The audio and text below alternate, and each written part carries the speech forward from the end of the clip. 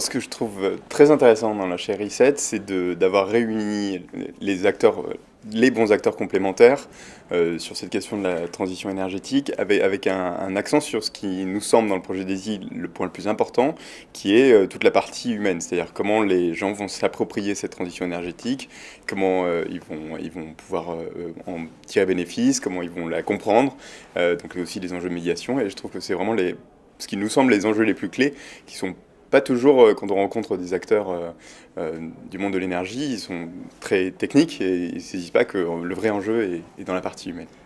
DESI, on a un projet ouvert d'expérimentation. Tout ce que l'on produit est ouvert et à partager. Donc, à la fois, ce qu'on peut apporter, c'est tout ce qu'on a fait jusqu'à présent. Donc, c'est beaucoup d'échanges avec d'autres structures. C'est aussi un premier prototype sur un mécanisme d'autoconsommation collective. Typiquement, ce prototype, toute la documentation est disponible en ligne et on sera ravis de venir